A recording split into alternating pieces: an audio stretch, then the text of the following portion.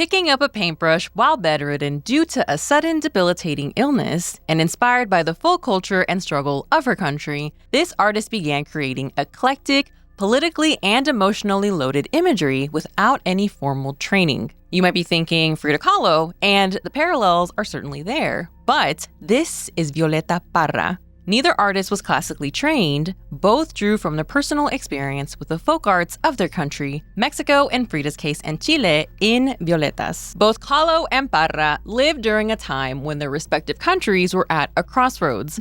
Both women made it their mission to capture the folk culture of their countries.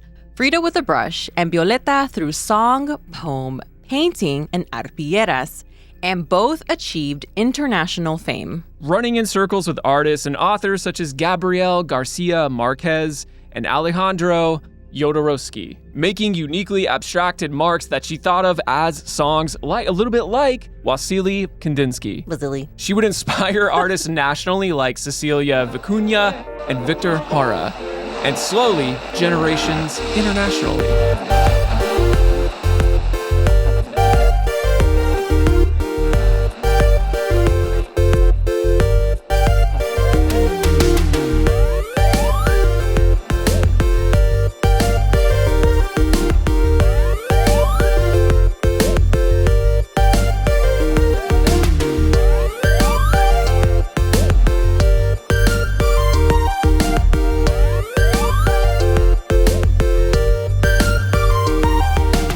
Welcome to Art Slice, and an artist who, yes, should be as well known as Frida Kahlo is today.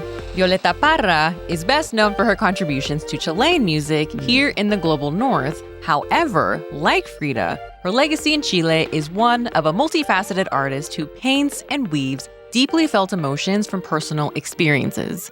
Violeta performed in immersive sets and wore one-of-a-kind handmade clothing that spoke to her roots. I'm Stephanie Dueñas. I'm Russell Shoemaker is me. And a little later on, we will be joined by the author of Thanks to Life, a new biography on Violeta Parra, Ericka Verba. In Violeta's far too short life, she and her children preserved over 3,000 Chilean folk songs that otherwise might have been lost in the passage of time given their oral tradition. And she continued to perform her own music inspired by those same folkloric traditions, evolving into what would become known as the New Song Movement. Nueva Canción. Carried on by musicians like Victor Jara, and she was also one of many artists who helped the rise of their own kind of like Chilean Bernie Sanders, but way more hardcore, meeting like somewhere in between, like mixing with Karl Marx, in a little stew.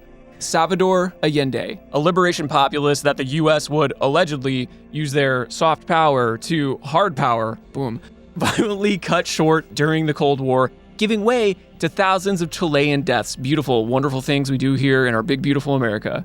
And as you all know, we love ourselves overlooked, underappreciated artists, and often that is art that is not the quickest to digest. Deserves some a little bit slow looking. It's fibrous like art. A slow cooker. Put it in there a while. Fibrous. Set the temperature to 8 hours. Temperature? Set the time to 8 hours.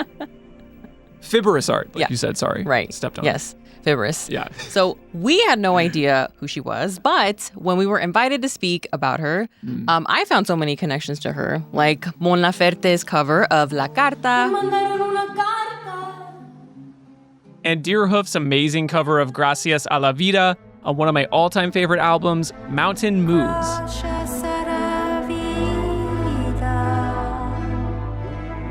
But we were especially blown away by her visual work. It's beautiful. Yes.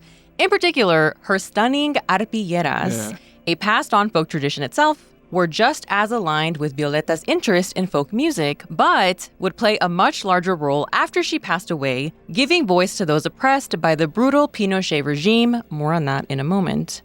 Violeta didn't separate her art and music. To her, quote, "Mi música y mis pinturas son lo mismo. Yo canto lo que veo y pinto lo que canto." Or, "My music and my paintings are the same. I sing what I see, and I paint what I sing. Every song was a canvas to be painted. Her visual works were full of stories, right? Hopeful and spiritual, like her tree of life sprouting with the bird's song, her lineage and creativity taking root and expanding towards the endless sky. Or sometimes they captured sadness, darkness, expressing her own struggles with death and mental illness. In particular, her paintings hit harder as they feel more intuitive through the colors and compositions. Quote, "Para mí, la pintura es el lado triste y oscuro de la vida. En ella intento expresar lo más profundo del ser humano. For me, painting is the sad and dark side of life. In it, I try to express the deepest part of being human." Her painting's intuitive mark-making and emotive planes of color reminded us of Richard Diebenkorn's landscapes and Florine Stettheimer's carnival-like interiors, suspending us in these dreamlike psychological spaces that are so immersive. In Violeta's Arpilleras, stitches can represent time spent making the work. Like her music, her art could be personal, didactic, or both. A great example of this are her atonal anti-cuecas, the polar opposite of Chilean cuecas. Dissonant rather than dancey, rebellious and revolutionary rather than like a rom-com sort of romance. In La Huelga de los Campesinos, I don't want to hear about my white-ass accent, okay? I try my best. Or the Peasant Strike, right? Violeta gives life to each individual striker. Much like how Diego Rivera took time to illustrate each person uniquely in his murals, showing that the revolution isn't just this mass of faceless NPCs, it's individuals with individual hopes, dreams, and passions. Holding deep personal meaning behind every detail, Violeta brought their unique soul to life, threaded through brown burlap in patterns and arrays of color. Like Violeta's folk-inspired songs, these arpilleras did not appear out of thin air. They're rooted in folk history, which had been evolving for decades and decades and decades and decades. Violeta put her own unique spin on them in eclectic embroidery and patchwork color, usually from whatever scraps she had to work with. So, for more context, let's dig into a bit of Chilean history. The longest country on Earth in the southern cone of South America, thousands of miles away from the Western Hemisphere where Eurocentric media dictates culture, and claiming many islands, including the Easter Islands. Oh, right, with the giant heads. With the what now?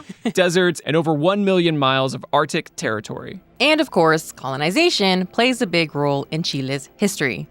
The Mapuche, who were and still are the largest indigenous group in Chile, were never completely under the rule of the Inca, one of the great pre-Columbian empires.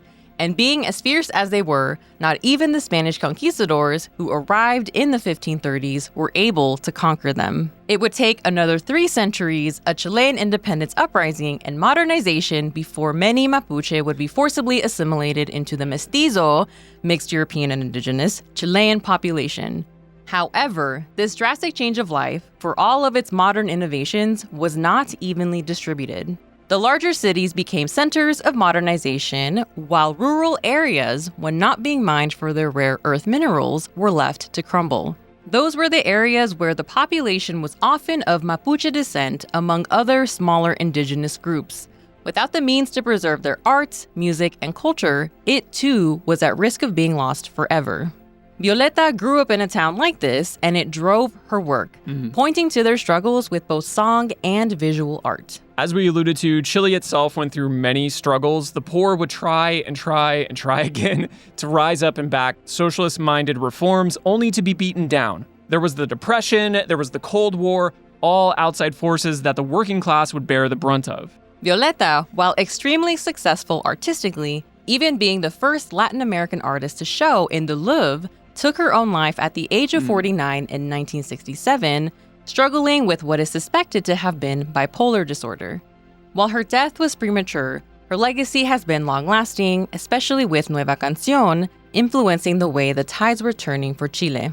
After years of political instability, Chile saw that glimmer of hope with the election of Allende, the first democratically elected leftist leader in Latin America, and was heading towards a bright progressive future, which was a big deal because the US had a long-running campaign to snuff out any and all leftist progression in Latin America, point in case, Guatemala and Cuba. Unfortunately, that democratic victory wouldn't last long. On September 11th, 1973, that allegedly US-backed military coup violently ousted Allende and placed dictator Pinochet in power. And his own version of Doge, the Chicago Boys, enacting 17 years of economic terror, while Pinochet's military enacted physical terror. Electricity and water was cut off to spread fear, hunger, and disorganization. Thousands of Chileans, many of them being leftist artists and musicians, including those heavily influenced by Violeta, like Violeta Parra, were rounded up into the National Stadium where they were tortured and killed.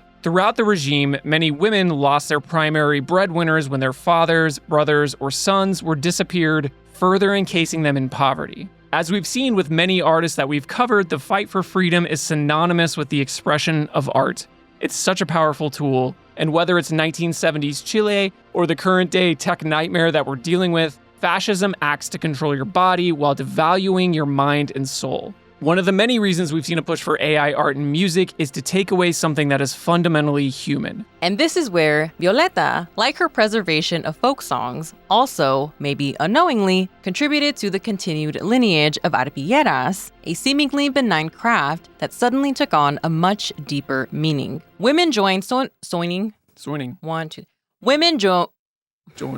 Women shut the fuck up. Women joined sewing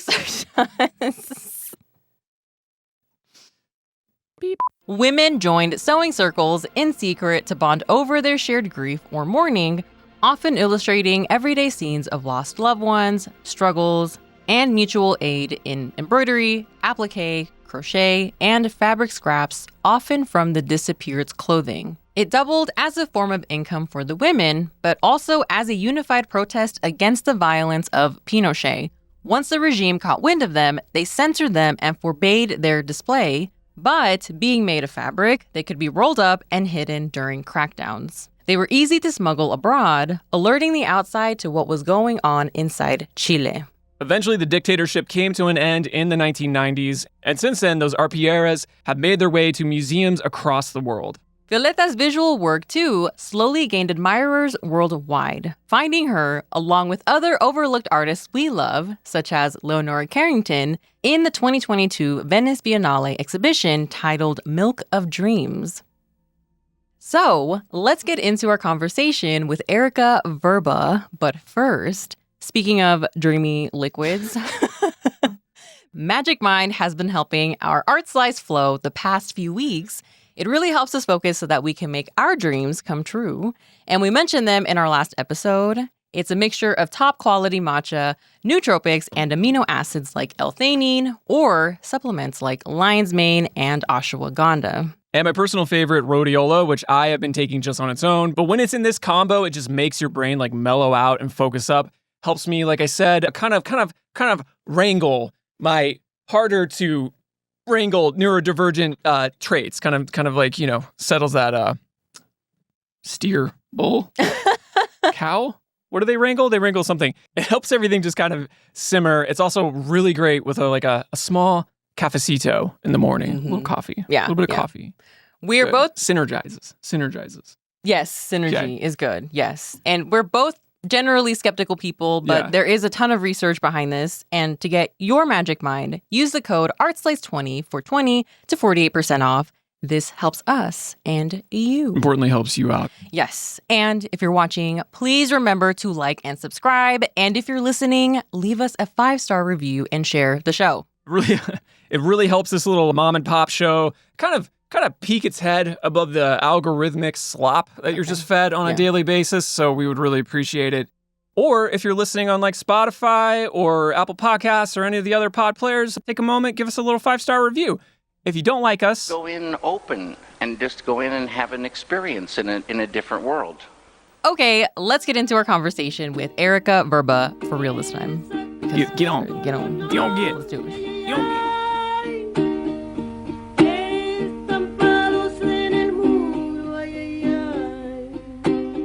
We would like to give an Art Slice welcome to Ericka Verba, Director and Professor of Latin American Studies at California State University, Los Angeles.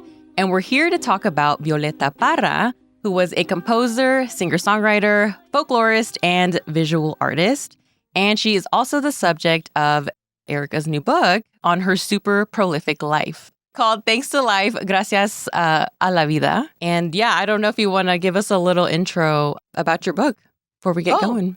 Well, yes, just thank you so much for having me on this show. I'm very excited. Violeta Parra was such a multifaceted artist that I've been on shows about music, and now here I am on shows about art, also about politics. So it's really kind of fun to see all of the different spaces where she can be talked about, and understood, and all the different ways. I really am enjoying it. And maybe I'll start with the title of my book, which is Thanks to Life, because that's her most famous song. And you did say the Spanish translation, the translation of the Spanish, which is Gracias a la Vida.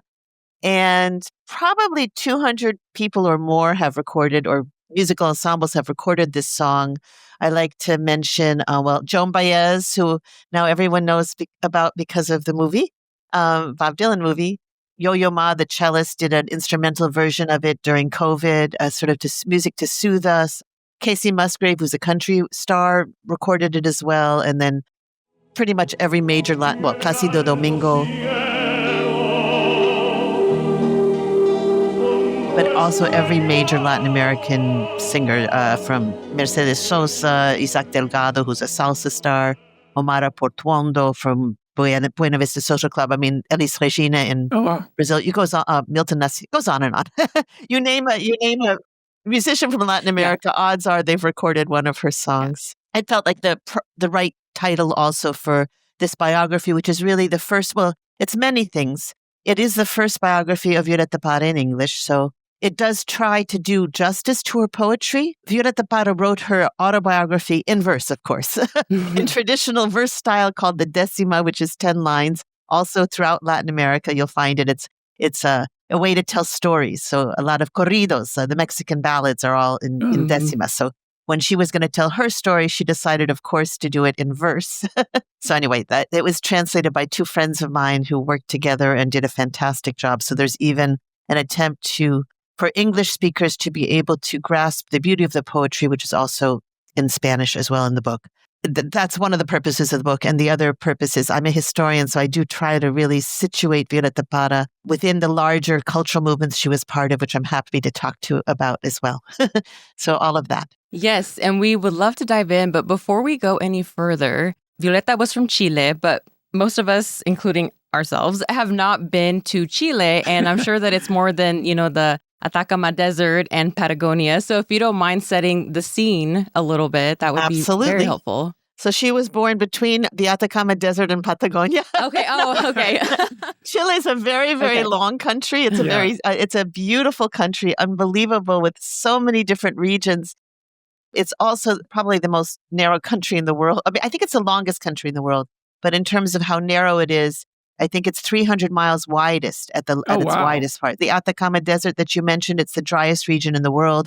Patagonia, of course, is, borders on the South Pole. So you can really imagine all of the shifts in between. And she's actually from a small town. Well, she's from a small town in southern Chile, and she spent most of her childhood in southern Chile. She's from, I would say, a humble family. Her father was a school teacher, but he got laid off. And her mother was a campesina, which means someone who worked the land, with her family.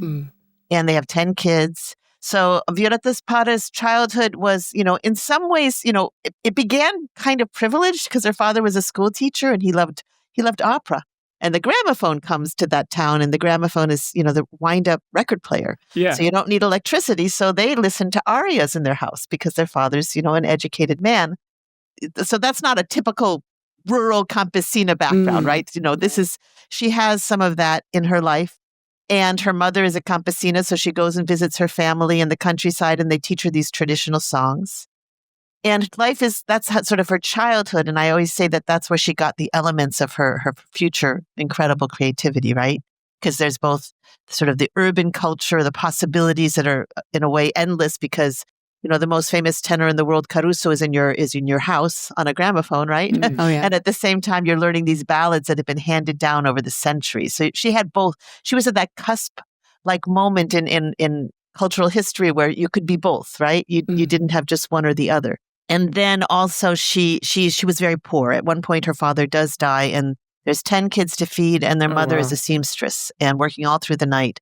And that's when Violeta actually embarks on her career as a performer because she and three of her other siblings, they start playing on the street for their supper, which is, children that are poor all over the world, certainly in Chile, find ways to feed themselves, right? So their way was, where they had a guitar they borrowed from a friend, they had baskets and they would play for their supper. Sometimes they'd get some money, they'd bring it home. And then they started, but by age 13, she's touring this southern region of Chile in a family circus. Oh my gosh! Which in Spanish, the way they describe these circuses, the term for them in Chile is el circo pobre, the poor circus, Okay.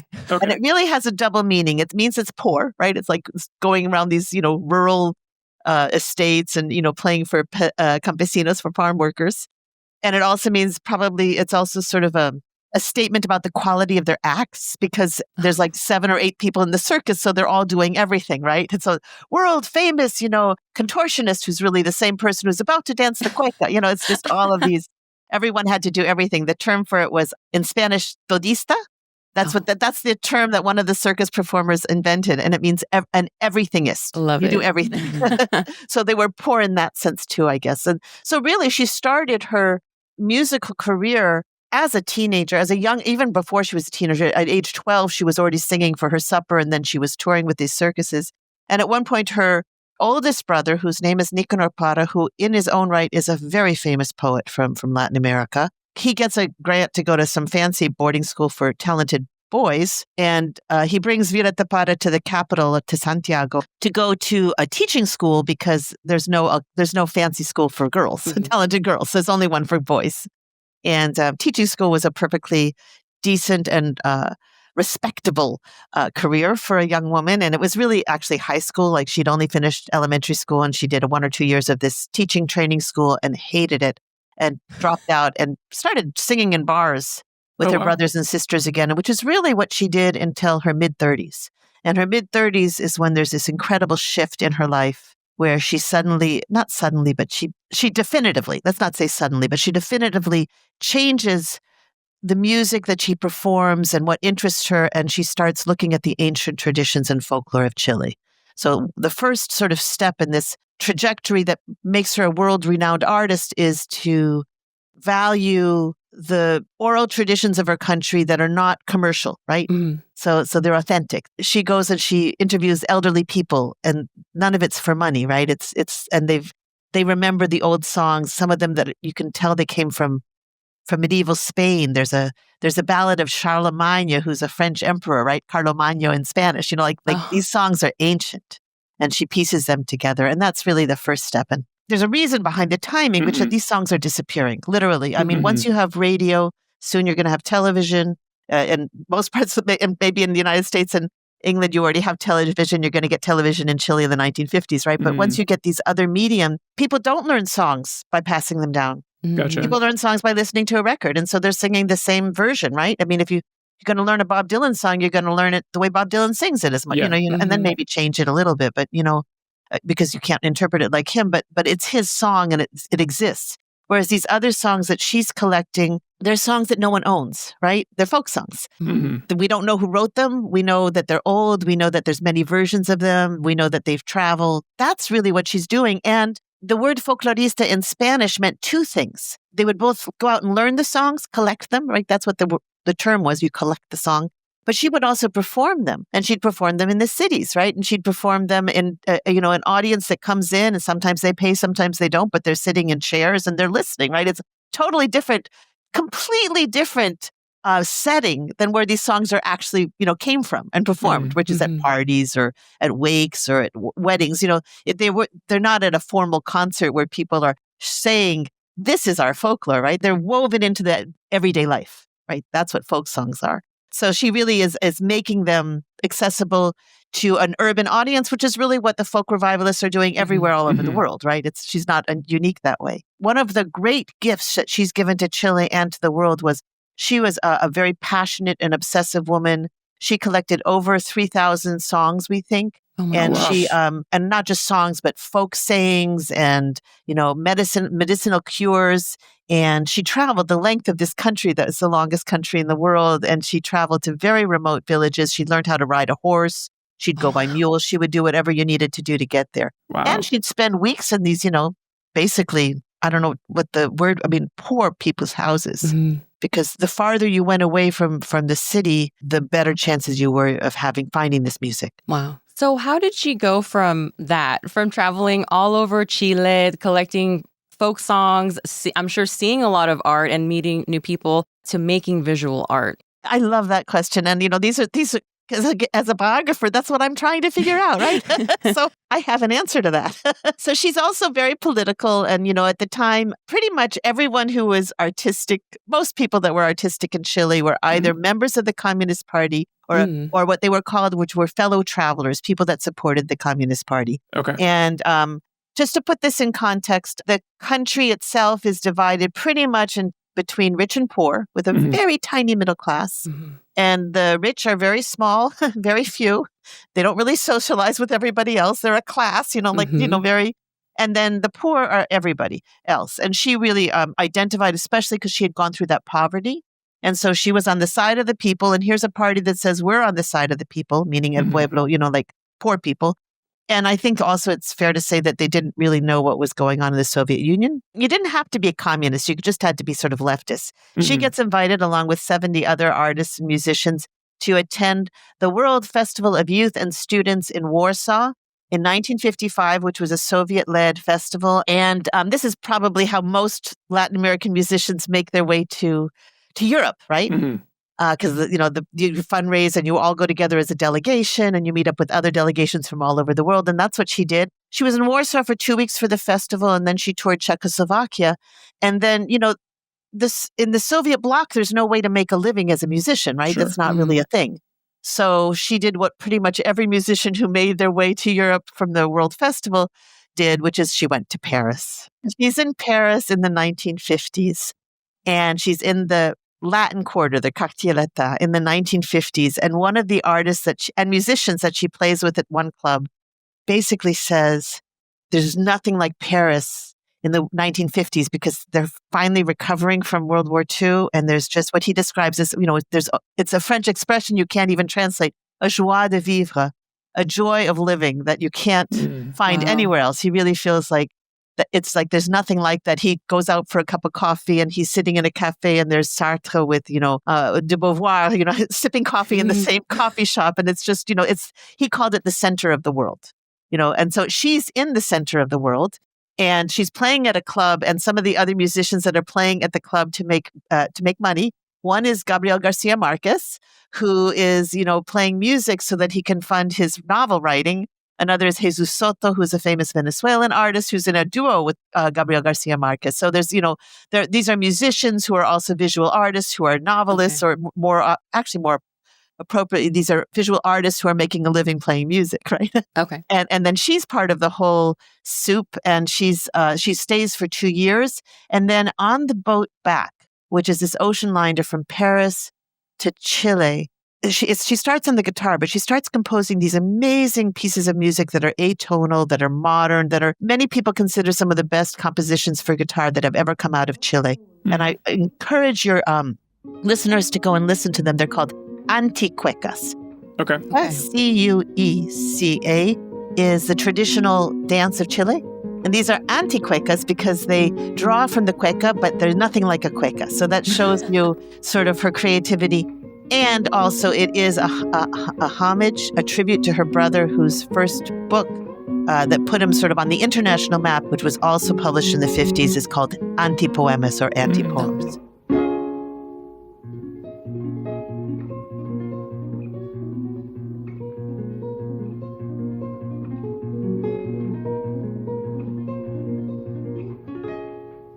And so she does these anticuecas. They're shocking. People don't really know what to do with them in Chile because they're so out of character. They think she's this folk singer, who's all sweet. And she's doing this like modern music. Oh, by the way, she has no idea how to write music.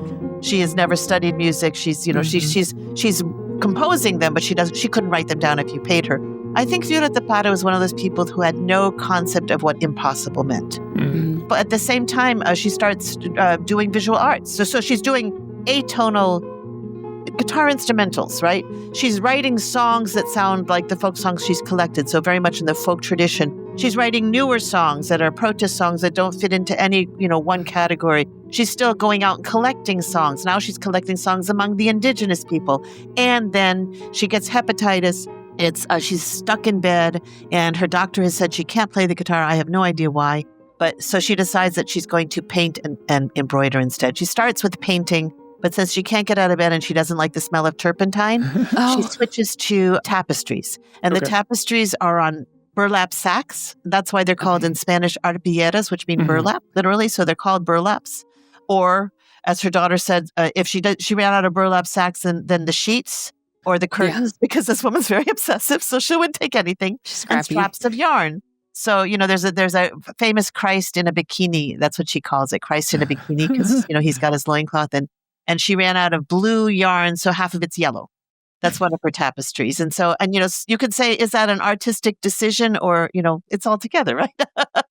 She ran out of yellow. So it's combined. She's very much a practical artist in that she worked with what she had and she was always broke. Extremely relatable too for artists who, like, sometimes when you're in the flow of like making something, it's totally normal to just like reach for, to improvise in the moment. And that's great to just, pull down your curtains and start embroidering them. A huge element of her artwork is that the materials she works with are very accessible. At one point, she does these incredible bas reliefs with, I hope I'm pronouncing it right, with out of paper mache, right? Because paper mache is basically free.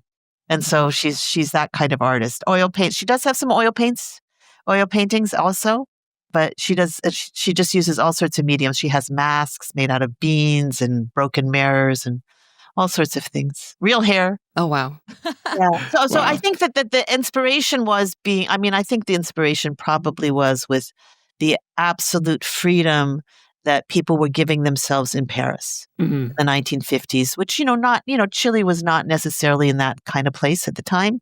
And I think also Violeta Parra's absolute sort of inner core that just didn't, if she saw something that someone else was doing, she'd say, I can do that too. Yeah. That was really the kind of person she was.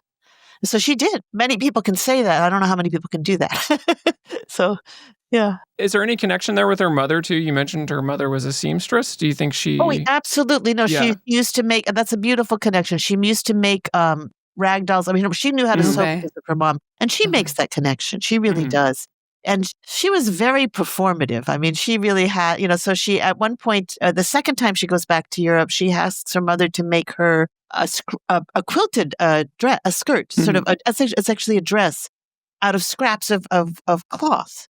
And it's for people to know that when she was young and poor, that's kind of how they were dressed. Even though that's not really true, it's very symbolic, but she goes across Europe wearing this patchwork dress because she wants them to know who she is and where she comes from. And that sort of symbolizes it for her. Because they were pretty much, wearing patched clothing, but not an entire dress made out of patchwork, right?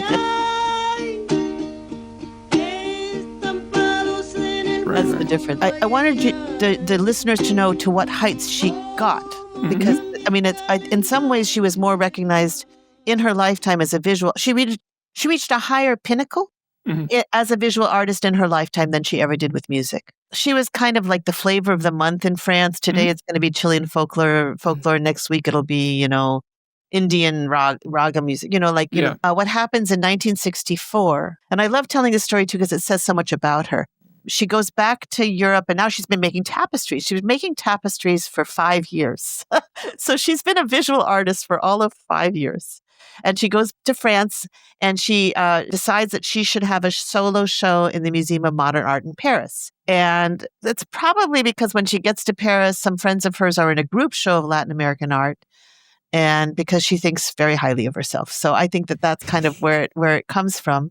And she convinces the Chilean ambassador to France to write a letter to the director of the Museum of Modern Art saying, this is Violeta Parra.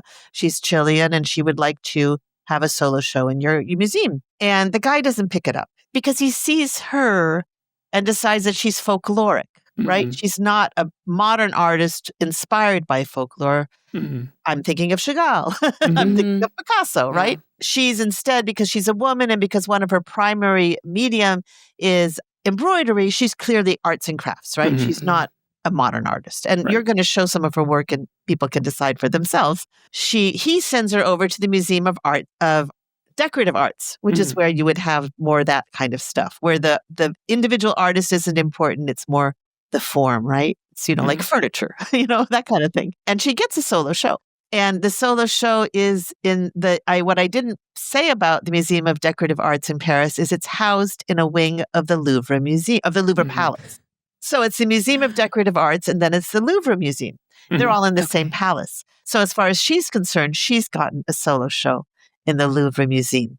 And we only know about the letter to the Modern Museum of Modern Art, because it's in the archives of the Museum of Decorative Arts. That whole idea just disappears from her narrative. And basically, Violeta Parra had a solo show in the Louvre, and that's all she'd ever wanted. That's where it began and ends. And so in 1964, she becomes the first Latin American artist, let me be clear, not Latin American woman artist, just Latin American artist, to have a solo show in that museum. And that's pretty phenomenal. And then she did show a few of her tapestries more recently. She passed away in 1967, but 2 of her tapestries were shown at the Venice Biennial in 2022, which I think is really fitting. And if any of your listeners have connections to museums, this woman's art should be seen. And I really hope you try to bring it to wherever you are. Absolutely. It's really hard not to compare her to Frida Kahlo. They have so many similarities. I thought it was really interesting that they both learned how to paint while bedridden. That was really interesting to me. But also, they were both very political and they were both communists. And they both became like symbols of their own respective countries.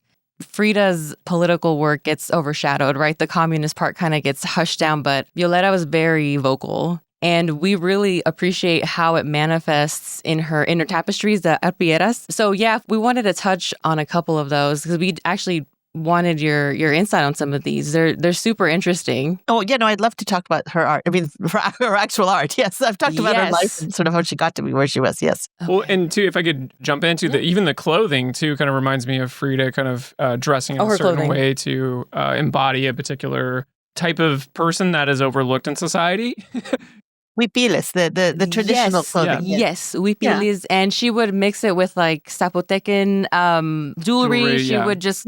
She would dress up so that she would represent her country, right? Which to her was that region. I think her mom was from that region. And so Violeta, I think you're trying to say in her own way. Like a strength. Yeah. A strength, a yes. strength of a certain sect of people, I would say. Like, lower class people who have to be strong to like live in troubling times, I guess. I love the comparison. I've always, when people, because I've been working on this book for a long time. This is really my life's work. And I'm not embarrassed. I mean, it's just been a passion project to me for years. And I always jokingly say that I want Violeta to be the next Frida Kahlo, because I really do think she does, Frida Kahlo, I can remember when no one knew who Frida Kahlo was, or that they knew her because she was Diego Rivera's wife. And there was a moment when that just changed completely, as it should have, right? Yeah. And as it did. And now she's really known, and there's, a literature about her. And there's also, she's an iconic figure, and you can buy the magnets for your fridge, which is fine too, right? And people visit her house. I mean, it's wonderful. And I think Madonna owns one. I don't know. But, and the movie, she's all of keeping that. it from everybody. We talk about that a lot. And it's fine. It's good. Yeah. It's because she was so... We wronged her as a society by not seeing her talent from the very beginning. I would say that's very parallel, Violeta Parra. I don't think she was given her dues in Chile or even in the world while she was alive. And I think we're barely becoming, I think in Latin America, I do have to say, I think that people know what an amazing songwriter she is. But some people to this day are surprised to see what an amazing artist she is, visual artist. And so, I feel like there's a reason why these women were overlooked, and it has a lot to do with them being women. So it's really, for me, it's that's a huge thing that they have in common, I think. So, I love that comparison, because I would like as many people to know Violeta Parra as know Frida Kahlo. It's always tricky because, let's face it, some people don't know who Frida Kahlo is. That's true. That's true. It's, you don't want to say, I want her to be as well known as Frida Kahlo on one podcast where they have no idea who Frida Kahlo is. But on this one, I feel very safe. I think she's important. I think her work really warrants it. I don't think she would have been in the Biennial of Venice, 50 years, 60 years after she died, sort of an unknown artist. The tapestries themselves spoke to the curators. Yes. So Absolutely. there's no question about that. And I mean, she really was pretty phenomenal and very prolific. So I think those things too. And yes, they were very conscious of how the world perceived them, and they've tried very hard to have a say in how that would be, right? So that how they dressed, how they presented themselves to the world. They both were very conscientious about that, very intentional. It's a lot to process. She has such a great legacy, and I was going to go back to the Biennale. I was really pleased to hear that she was included in that show. That's one that I wish we would have seen. It's one of those like, oh, we missed that one. Maybe one day. But Leonora Carrington was also included in that show, and she's one of our favorites here on this podcast. So she's another one that was overlooked for quite some time, but recently she's getting her dues. And like I said, Violeta Parra was also in that show, so it's really promising to know that she's on her way. So we're really happy that you're here so that we can spread the message and share her work with our listeners. Thank you. No, I'm excited about that. Okay, so yeah, the first work we wanted to talk about was La Huelga de los Campesinos, the Peasant Strike. I don't even know where to start with this one. I don't know if you want to jump in. No, I think like what immediately in all of her work calls out to me is the mark making that she does with the yarn.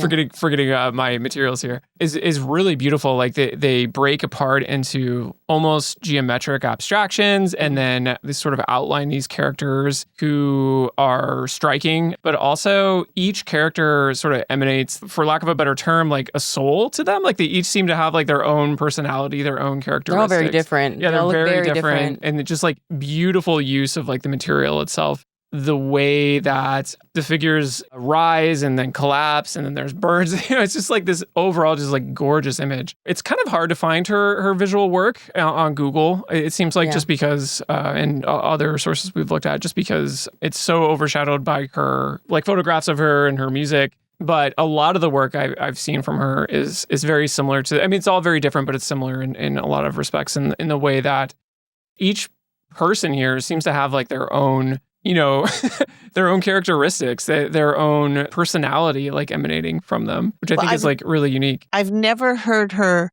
interviewed about this, but I would tell you that I'm guessing that in her mind, she knows who exactly, because I've seen, I've seen her talk about, there's this one video where she's, a documentary where she talks about her art. It was made in Switzerland. It's the only documentary about her. It's a 20-minute documentary, and it's called Violeta Brodeuse Chilienne, which means Chilean embroidery. You can see it on YouTube, and it was made by Swiss television. And she talks about her pieces, and they might be abstract to us, but she knows exactly who the people are. So I'm guessing if she were to be interviewed about this particular tapestry, she would tell you that's my grandfather, because I know there's that her grandfather is in here. I'm guessing he's the tall man with the green and the black. And that she probably would tell you these are other people too. And what I love about her also, because she does it in her songs, I'm quite sure that some of these people, although they're sort of androgynous, we can't tell, I'm quite sure some of them are women, because she always sees women's labor. And, agricultural work is done by both men and women. There's no question about it. So I'm sure that they're also sort of present in this picture. And probably even the colors would have some meaning in that sense. Oh, wow. Okay. Because she had people that she represented with different colors, because she was very spiritual in that sense. I mean, she really sort of tried to depict the essence of the people she knew and loved. Yeah. Oh, and so like synesthesia. I'm sort of extrapolating from a lot of things she said about other pieces of art, but everything for her was personal. There would be a story behind this that she could share with us. It's almost like she collaged them in like each or I don't know why, and maybe it's because she's a musician. I'm seeing like every person has a particular song, and the song, I don't know, when she would think about the song, certain colors would come to mind, and then that's what ended up on the surface. So yeah, I don't know, that just kind of came to me right now. I really like that idea. For sure. And then I think also because she really she saw her music and her art completely connected. In fact, she at one point, and she's in Argentina and she's broke, and she writes to a Chilean, someone she knows who's in Chilean television, saying that she wants to do a series, and it's going to be painted pictures. So she'll make the painting, and then she'll have this painted songs. Painted songs, painted pictures. That's very redundant. Painted songs. And so she would make the painting, and then she would sing the song that goes with the painting. All he needed to do was send her the money to produce it. and to make life easier, for the materials, for the art materials, because she didn't have any money. And to make life easier, her daughter Isabel, who was back in Chile, she could sing the songs. It would be the same.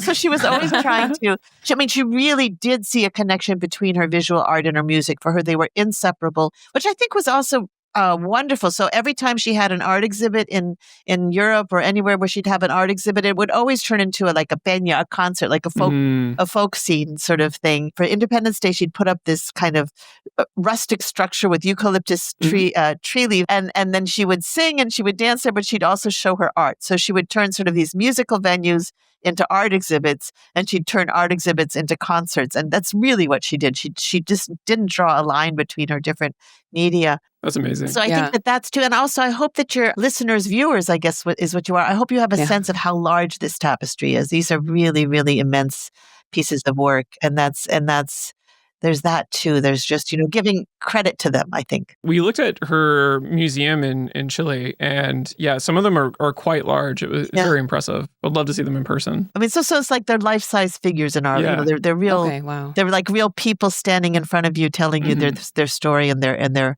protest. They're standing up. They're there. So there's that too. I want to get more into maybe some of her symbology here. So we also really liked her tree of life, the Árbol de la Vida. Yes. We recently went to Mexico City and we went to the Folk Art Museum and we saw so many tree of life sculptures. Yes. And we were wondering what this one would have meant to Violeta, because I know that it's a very universal symbol. So we were just curious as to what it would have meant for her. Well, I think that's again, I'm extrapolating from other arts that I've seen and from, sort of just trying to understand it. So the tree of life is a very ancient symbol. I would say that the tree of life itself is part of her visual vocabulary in a way that none of us could just. Now it's part of yours and mine too, because we've seen it. You know what I'm trying to say? It's not, I don't think she could pinpoint where the idea came from her. It clearly wasn't just hers because it's too common a symbol sort of throughout the world and culture to say Violeta Parra invented a tree of life, but it meant something to her. And I would say that her discombobulated body, that's very typical of her. If you have a chance to see El Circo, and now that you know the circus, now that you know she was a circus artist, it's an amazing tapestry. It's kind of got that same thing where people are a little bit cut apart, right? So we can assume that the purple is her, because she has said in the past that when she's portraying herself, her name is Violeta. So that means violet. And so if it's purple, it's her. And there's sort of lying on her side, like she's sort of surrounding the tree of life, if that makes any sense. And she's also at the roots of the tree of life, if that makes sense too. She's at the roots of it. And it almost looks like her hair could be like the roots itself, right? That's one thing I think. And then the bird, there's just tremendous symbolism of the bird's song, right? Music. And also freedom, I would say, all of those things. So that's what this particular tree of life speaks to me. She did do it she has other tree of life. She has one with a cat. She finally was able, she was mostly nomadic all her life. She lived in many different places. But at one point, she's able to buy land because the Exotica big band leader of the 1950s from the U.S. called Les Baxter recorded one of her songs and did not give her credit for it. A very first world sort of way of treating Chilean musicians. And she took him to court. And with the money she got from Les Baxter, big band leader from the United States, Capitol Records, she bought a piece of property. And then she had a song that was kind of a hit. So she was able to build kind of a prefab wooden house on it. And she's had a beautiful, beautiful orchard. And she planted, one of her most famous songs is called La Jardinera, the gardener, but she was definitely a gardener.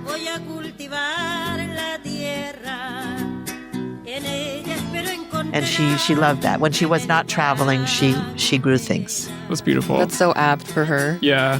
And all of her different, I don't know, artistic endeavors. Yeah, I mean, you've already said it, but it's the overlap between like music and performance and visual art. It seems like it's all like interchangeable for her. It all cross-pollinates, which is like so good to see. We always recommend that artists, try out other mediums, try out other ways of working, like write, make some, like even if you're not good with music, make some music, like try video work, things like that, because it all like feeds each other. It's all this like work that just feeds each other, along with just, taking account of like life. Yeah. Yeah. Yeah, I really like her. I mean, we've already talked about it, but this kind of ties it together. Just her attitude of nothing is impossible. I think you said that. Nothing is impossible for her, and she would go and get it. And that's awesome. And I think that's something that we can all kind of live by. I think if we all could have a tinge of that, just the idea that if you want to do something that you can. I think it's very important for artists. I was a musician, and at one point I was a full-time musician, professional musician. At one point we had recorded our second album, and our manager came to us and said, the music was good, but our stage presence sucked. Excuse me. She basically said, I can't help it. And, I could see that because we had been working on what it sounded like, right? And so she made us take a theater workshop, which none of us, we were musicians. None of us had ever thought about this. Yeah. And one of the first questions she asked us, and it really made some of us cry, not me, but other people in the band, was who gives you permission to be an artist? And there's only one answer. Yeah. And I think mostly the people that did cry were women, because really women are not given permission. You're supposed to put everything in front of yourself, So I do think that we raise men to feel more like they can go out and explore and do what they want. Yeah. And I do think with women, you're supposed to first you have to check and make sure everyone's okay. And then you get to go and do that. And usually nobody's okay. So you have to, take care of them. Yeah. So it's like, who gives you permission? I think it's hard for anyone to have that kind of courage, to be honest. It takes great courage to be artists. And sometimes the most artist people I know are usually people that don't seem to have any other choice. It's like they can't not give themselves permission, if that makes any sense. Yes. But I do think it is hard to give yourself permission, especially in this day and age, to just say, I am going to be a creative person and that's that. And I don't care if the rest of the world notices or not, because it really has to come from the inside. And she just gave herself permission all the time. And a world that really did not give her permission. That's a large part of my biography, is how hard it was for her to be who she was. You basically answered a question I had for you later, which was, what do artists do in a time of instability and at a time when it's harder and harder to show your work? I think so many artists and musicians, all sorts of creatives, we've kind of been taught over the last 10 years, it has to be online and it has to be seen. It can't just be for yourself. It can't just be you pulling down curtains off the wall and stitching into them. It has to be this beautiful thing that's seen and appreciated by people, but it doesn't have to be. It can come out later. It can it can be for yourself. So it can be bad at first. Yeah, that's fine. Well, and I think it's it ties into a lot of our mental health issues in our society right now. I'm serious, because creativity is what saves us. Art, I think there's consensus. Anyone who's involved in the art world is completely in consensus. If you sing with your friends, you'll live longer. I mean, it's quite, or maybe you won't, but you're going to enjoy yourself more. You're going to feel connected. And if you take the time to I don't know what your medium are, but if to draw or to paint or do whatever it is that you do, to express what can't be expressed in any other way, right? Art is how we express the unfathomable. And there really so much in our lives is unfathomable. So, and we have gone so far away from that. And this, I don't mean to be dystopian, but AI. Yeah. Please. Yeah. I mean, supposedly AI can write music and also make art. I don't know. I'm more a musician. So it's and we'll never know if it's better or not, right? Because they won't care, because it'll be free. It's like, I have a friend whose job used to be to curate, box sets. And there was so much love and research put into it. And then we don't know whether the algorithm is as good as the box set. We just know that it's free. And so there's no job of curating anymore, right? Because an algorithm will do it for us. Yeah. We have strong feelings. We rail about AI. Don't worry. We can talk about AI here. Okay, good. Absolutely. Just the fact that it's called artificial intelligence, when it's just the red flags. Taking other people's work and remixing it is pretty sus. And the fact that that's what they chose to run with first is hey, know your place. Know that you should just be working and not creating work. It just really devalues an essential part of our soul. I think I read somewhere that for her show at the Louvre, she did not have enough money to make posters, and so she made it herself. Is this true? I think you're thinking of the first time she ever painted. Was in Chile. Okay. So I think you might have read it in my book. It was how she got into the visual arts. Okay. And then it was that she didn't. The woman said, "Why don't you paint them instead of, because we don't have money to print them?" But this is absolutely. I think this is very Violeta Parra, because it's her signature. It's her writing. It's her freedom. That really is that's how she wrote her name. And also, the way that she has the sort of the ocho, the date kind of all running into each other. Yeah. And the eye, which one art historian, so I'm sure she's right because I'm not an art historian, but she said that this eye is very surrealist, which I could kind of see. And also, I think it's also funny. I mean, I think it's her way of saying, come see my show, right? Yeah. Without writing it out. Cool. She had a wonderful sense of humor. So I think that's kind of her invitation, literally like with the eye and these wonderful purple eyelashes. And, I just think she's saying, come see this, right? That's for me, that's what the message is. And it's so playful. And it, she was very careful to put Palais du Louvre in it, right? It's like all caps. The museum is smaller. The name of the museum is fine, but it's in the Louvre, right? Let's be very, very clear. Yeah. So it's very celebratory, I think, also. And her name, and I love her for this, the invitation that the museum sends out says Chilean tapestries in big. And that like again, flavor of the month. Next week it would be Indonesian puppets, right? And then in small by Violeta Parra, because the name of the artist wasn't important, right? It was the exotic sort of foreign sort of medium that was important. And she's just the opposite. Like she's the opposite of the printed invitation that the museum sends out. She's Violeta Parra, bigger than anything else, right? And the eye, come see me. In the beginning of my book, I have a note to the reader where I say, don't read this book until you go and listen to her music and you go and look at her artwork, because this woman fought so hard, really hard, to be seen and heard, that we really should honor her request, right? For me, it's more important. I don't care if people, I'd love it if if you're interested in her, buy the book, read the biography. I think she's really got an interesting life story. She should be more known. But if all you do is go and listen to her music and see her art, I'm more than satisfied, because she deserves it. She really needs to, she deserves to be seen and heard. I think you did an excellent job of not just telling her story, but also bringing in other perspectives and other quotes from other people that maybe met her once or twice, but it's a very important quote, a very important perspective that maybe we didn't have. I feel like I have such a great grasp on her life and her story. And it tied in a lot of things that I already kind of knew, about Chile. I knew about Victor Jara. I didn't realize that he was so inspired by Violeta. I had no idea. Yeah. So it was wonderful to see all of those different pieces that come together in your book. And now we're talking about her art. So it's been a really lovely experience. Well, thank you. That means so much to me, because I'm an academic, but I did not want to write an academic book. So it sounds to me it sounds like you enjoyed reading it. I did. I guess you have the decimas in there. It's almost an artwork in itself, but literary, right? Because in its own way, it's kind of I want to say one of her tapestries, each chapter is its own thing, but you're narrating and then it turns into the decima. It's in English and it's in Spanish. So for me, that was really cool. I'm bilingual. So it was really awesome to hear both translations, I guess. So it was a really rich experience for me as well in that sense. Oh, that makes me so happy. Yeah. And the translators will be so, so happy as well. They really wanted it to be, they were very adamant that it wasn't going to be literal. A Chilean friend of ours who, he sings Georges Brassens, the French folk songs, and he translated them into Spanish. And so he gave us the advice that it should have a meter. That our poet, it doesn't have to rhyme, because that would be too much. It should be musical as her own poetry is, because her poetry is very musical.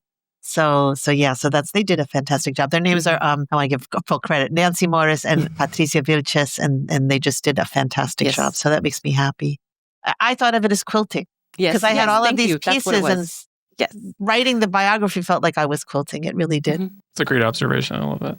Yes, thank you. I was there's a word I'm seeing now that you say it. I was seeing Violeta's her dress in my head, but I couldn't think. Ericka's wonderful biography on Violeta Parra is called Thanks to Life, and it's available on her website, erickaverba.com, ERICKAVERBA.com. There you can find a playlist that follows along with the songs mentioned in the book. There's also tons of other resources like links to the Violeta Parra Museum, as well as the Violeta Parra Foundation. Don't forget to grab your Magic Mind to make your liquid dreams come true. Use ArtSlice20 for 20 to 48% off. And it's really good. It's really good. We say this. We really, really like it. It is, yeah. It's really helped us out. Definitely try it out. Try it out. Let us know what you think. Yeah. And please, please, please remember to like and subscribe, or leave us a 5-star written review. Pretty please. Pretty please. Okay. We should be back very soon with either an episode on Mary Cassatt or perhaps Are you Rosa Ajax? Rolanda. Or maybe Yasuo Kuniyoshi. It's kind of a race for which one gets finished first. And we got some very exciting episodes coming up very soon. Yes, we do. That you want to chime in and follow us on Instagram, even though we don't really like to post there anymore because we're going to be sending lots of updates and stuff about... newsletter. Yeah, the newsletter. We have a newsletter. Subscribe to the newsletter. Yes, that is free. much better. We will can not do bother that. you. Yeah, we don't bother you very much. Just updates like maybe once a month, sometimes twice a month. Artsicepod.com. Sign up for that. The newsletter, much better than Instagram. Actually, just stay off Instagram. Fuck if you Instagram. can, okay? But if you are on Instagram, please, Yes, please like our stuff. Please like our stuff. Because, like I said, algorithmic slop. We love you. Yeah, we love you. Goodbye. Goodbye. Bye-bye. Ciao. Adios. Yeah, you don't get. Your kid could not have woven that. Bye. Yeah. Bye.